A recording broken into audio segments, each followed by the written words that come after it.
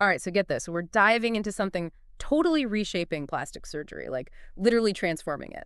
Yeah, it's definitely got people talking, especially, anyone thinking about getting work done themselves. We're talking about integrative plastic surgery. Okay, so is that like, what, plastic surgery, but with like a spa day thrown in? Kind of into it? But seriously, how's it actually work? So more than just a spa day, though, I'm sure those are Yeah. nice. It's about like this whole person approach, right? Not Yeah. just a surgery, but getting you in the best shape before and after, so everything heals better, results are better, the whole 9 yards. Gotcha, gotcha. And our source this week is, let me see. An episode of the SurgiMind podcast, right? Where they talk to some hotshot surgeon about this whole thing.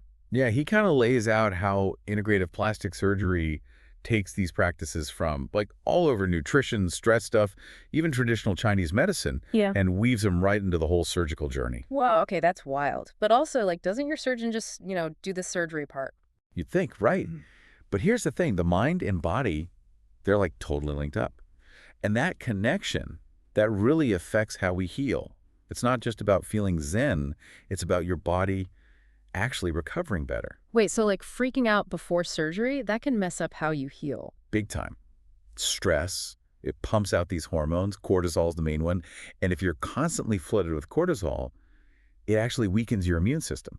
So wounds heal slower, you're more likely to have complications. It's a whole thing. No way, I never knew stress could do that. So how does integrative plastic surgery, like, fix that? Well, they tackle it from all angles. One thing they talked about that I thought was really interesting was acupuncture. Acupuncture. Okay, now that's not something you hear every day from a plastic surgeon. I know, right?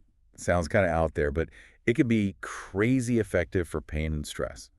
It's all about how acupuncture stimulates the release of endorphins. Endorphins, those are the like happy chemicals, right? Your body's natural painkillers. Bingo.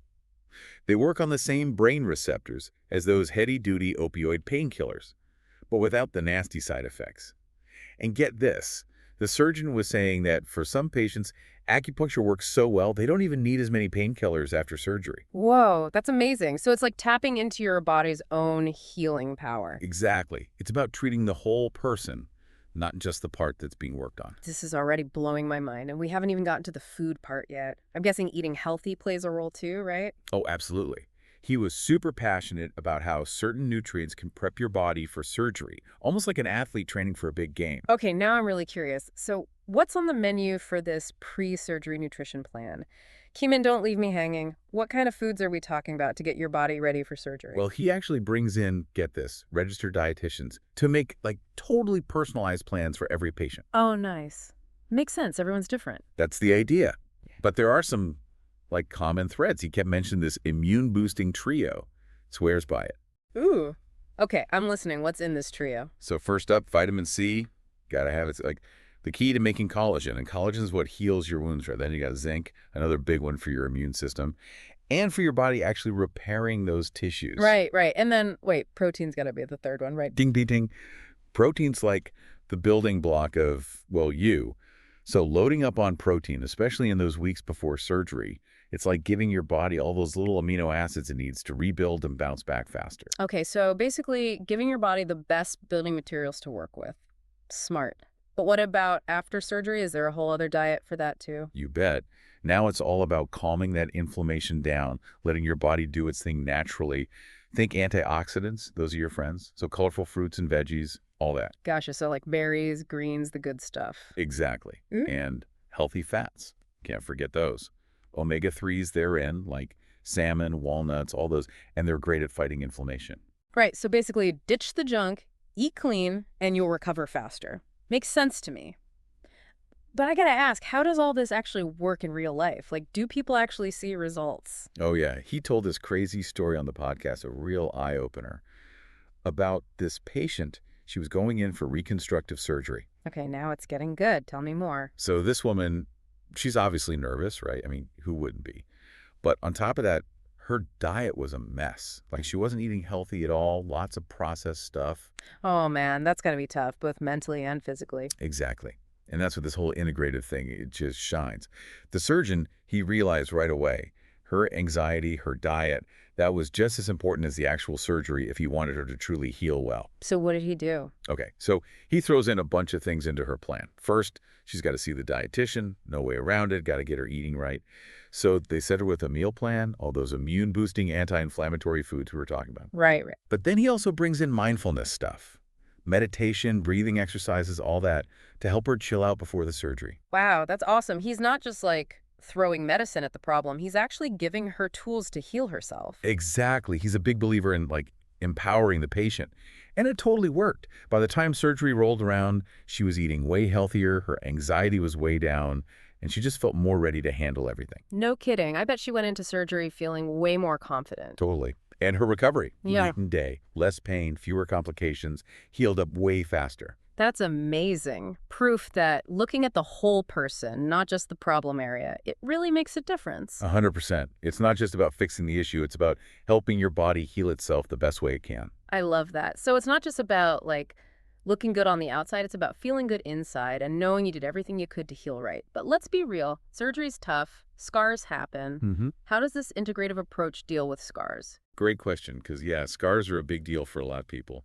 And this surgeon, he uses a ton of different things. It starts with the basics, like silicone sheets. Those really help minimize the scar tissue. Silicone sheets, those are like magic. They really can be.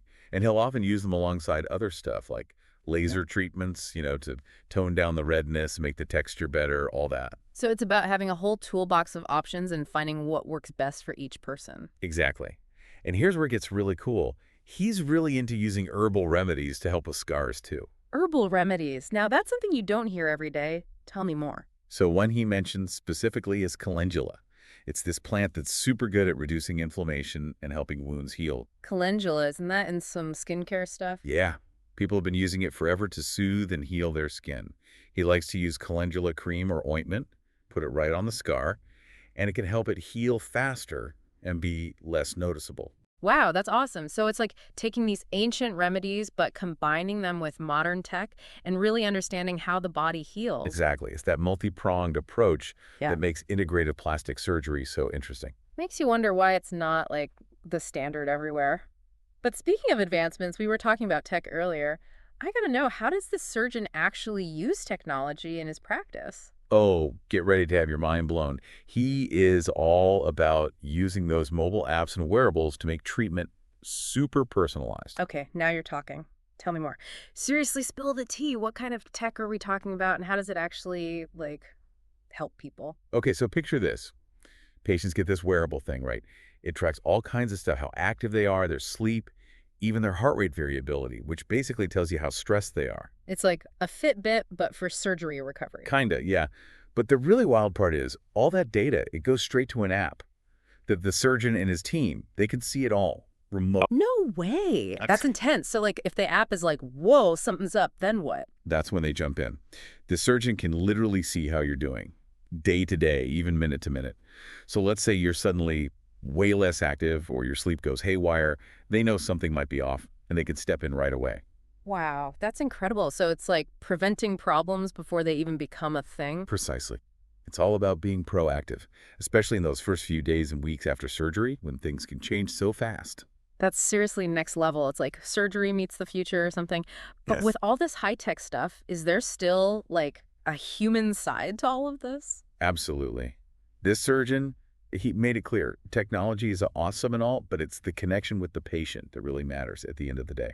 Good, because sometimes all that tech can feel kind of impersonal, you know? Totally get it. That's why he's all about communication, making sure his patients really get what's going on every step of the way. That makes sense, because when you understand what's happening, you feel more in control, And that's got to help with recovery, too. 100%.